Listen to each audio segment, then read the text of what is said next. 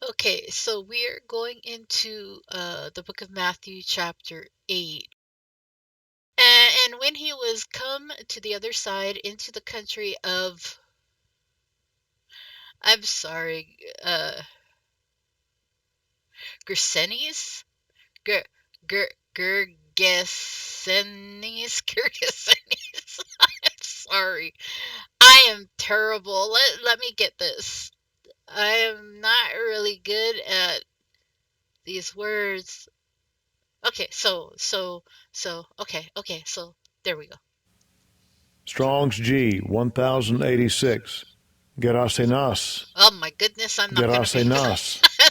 gonna be able to say that. Gracias, the original word. Okay, gracias, gracias. Nope, gracias is the original word. We'll stick with the original word because there's no way I'm gonna be able to repeat that. There met him two possessed with devils, coming out of the tombs, exceeding fierce, so that no man might pass by that way. Demons. Okay. Two men possessed by demons. In another story, I think it was Luke, I can't, or Mark, one of them. It says only one. Okay, and people are like, well, that there's a discrepancy there. No, actually, it could just mean that while Jesus was dealing with the first one, the person who only saw one was still at the boat. And then when Jesus was done dealing with the first one, the person came up from the boat and witnessed him doing the second person. Okay, so there's that whole thing, not all of them were at the same spot at the same time to witness everything. Okay, okay, and behold, they cried out, saying, what have we to do with thee, Jesus, thou Son of God? Even they proclaimed him to be the Son of God. He didn't have to say he was the Son of God. The demons knew he was the Son of God. Art thou come hither to torment us before the time? And there was good way off from them a herd of many swine feeding. So the devils besought him, saying, if thou cast us out, suffer us to go away into the herd of swine. Why do you suppose they um, thought to go into the herd of swine? Was it because they were filthy and dirty to begin with? It could just be that they had just so happened to be the animals right there and then close by. If it had been a herd of goats, they would have asked to be thrown into the herd of goats. They asked to be tossed into to other bodies that were close by. Okay, and he said unto them, go. That's all. That's it. Not, get me out, demon. I command you, get out. No, he just said go. Anyway, I'm sorry, I can't help but laugh when I see them doing that. Get out. It's not how it works. Just go. Anyway, go. And they were come out, and they went into the herd of swine, and behold, the whole herd of swine ran violently down a steep place into the sea and perished in the waters. Now, a lot of people are wondering, well, why did that happen? I can tell you why it happened. For the same reason why the possessed people that he cast the demons out were so thankful to him that he did that. They didn't want to be possessed. They didn't want to be possessed. Those animals probably felt it, and they became frightened and fearful and confused and anxious and just ran for their lives and wound up in the ocean, killing themselves. You got to put two and two together now, okay?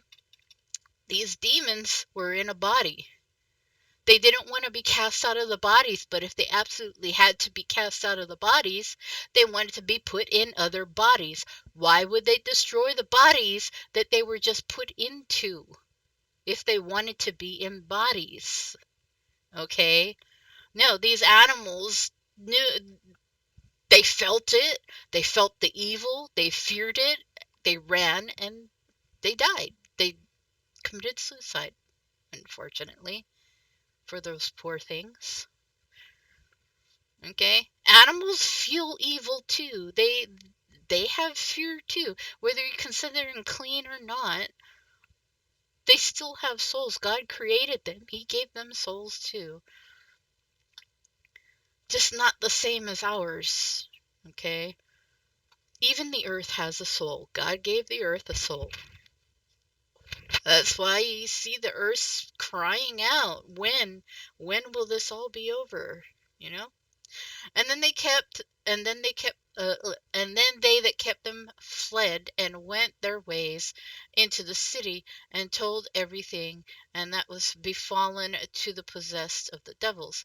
And behold, the whole city came out to meet Jesus, and when they saw him, they besought him that he would depart out of their coasts. So, not only did Jesus cast these demons out of these two dudes, okay, which probably scared the bejesus out of these people because they were so used to these people being erratic and everything, okay? But their food supply just got decimated, okay? So yeah, these people would be frustrated, okay? They'd never mind the miracle. They totally overlooked the miracle.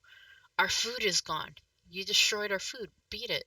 Typical attitudes of today as well, you know? I mean, how would you react, when you see some complete stranger walking around in a cemetery, nonetheless, okay? And these two crazy dudes you've known all your life are suddenly healed and normal, but that's not what they're concerned about. They're concerned that this complete stranger that just came onto your land caused all of your meat to go drown itself in the ocean. You're going to be mad. You're not going to want that person around. Why? Because they could cause more of that in their brain, They could cause more problems. So they asked him to leave. And what did he do? Okay, he left. He didn't argue with them. He didn't try to say, well, I'm here to spread my father's word. No, he knew they wanted him gone. He already knew they were going to reject his message. So he left. He turned the other cheek and he left. That's what we're supposed to be doing. But with him, he also knew later on down the road, his disciples would eventually wind up spreading the message in these regions anyway. Okay, but the whole point is, if these people are going to meet you with hostility, don't argue with them. You're only causing them to blaspheme more, which means they're sinning more against God. And they're taking your time away from spreading the gospel to somebody else. That's the whole point. They are distracting you. Okay? Okay, we're going to end this. And we will get to chapter 9 in the next video.